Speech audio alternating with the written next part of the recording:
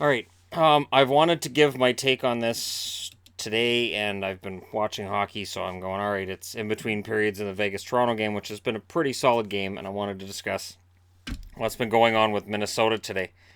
I gotta get this thing centered. It's just driving me nuts. All right. Um, so Bruce Boudreau comes out and says, I guarantee Minnesota's going to make the playoffs this year, and that's the headline. And then it leaks out that Paul Fenton was told by ownership, if you can sell at the deadline, you can get back proper value for the assets we have, do it.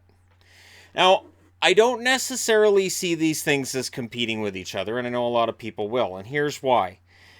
St. Louis sold at the deadline a couple years ago and still made the playoffs. It comes down to looking at the team and being really, really honest here, and being honest with Minnesota. You can be the oldest team in the league. You can be kind of middle of the road, a little bit mediocre. You can't really be both, because what that tells you is you're old and you're probably not going more than a round in the playoffs. And Minnesota fans are tired of making the first round and being out. Expiring contracts this year: Eric Stahl, Eric Fair, Joel Eriksson Ek is an RFA, Matt Hendricks is UFA, Brad Hunt, Anthony Boteto.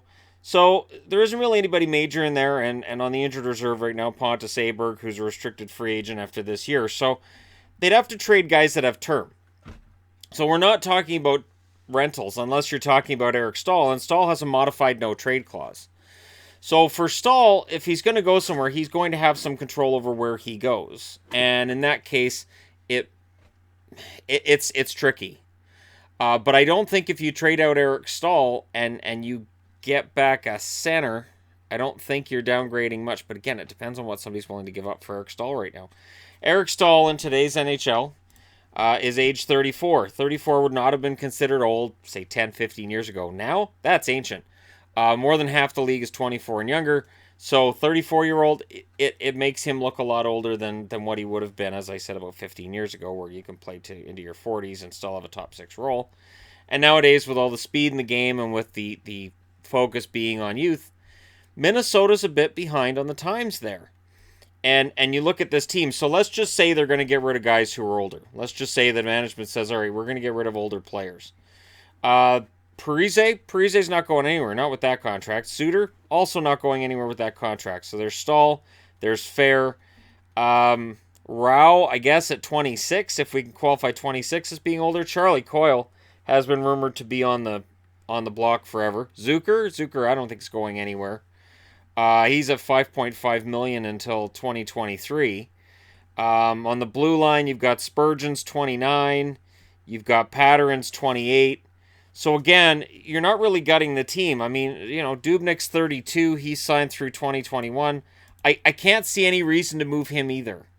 So this is why what Boudreau said and what management is being instructed to do don't necessarily go against each other, because I don't see Minnesota trading themselves out of the playoffs.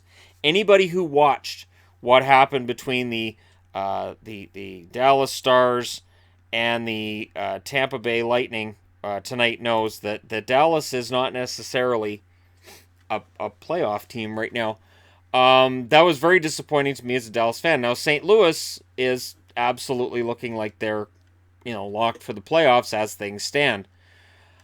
So, the way I see it is that Bruce Boudreau's coming out and saying, I have faith in my players, and ownership isn't necessarily saying no. They're just saying, hey, if we can get something at the deadline and improve this team later, we should probably do it. So again, I know people look at these two statements and go, hey, this is hilarious. Boudreau came out and guaranteed they're going to make the playoffs, and now look what ownership's saying. I don't read them as being competitive statements, and I don't think that Boudreau would say so either. Now, whether or not Boudreau actually thinks they are competing statements is completely different. He may very well not be happy with this coming out right after that Paul Fenton's able to sell off assets if he can at the deadline. But again, for me with Minnesota, who are you selling? What can you get back? It doesn't make any sense with Koivu out for the rest of the year to sell Stahl and downgrade center even further when you're in a playoff race. And Minnesota at this stage, they have every chance of making it. Now, Chicago fans are the ones who are likely going to say, oh yeah, absolutely, make all the trades you've got to make. Just, you guys should take care of your future, because Chicago right now looks like they're marching their way into one of those playoff spots as well.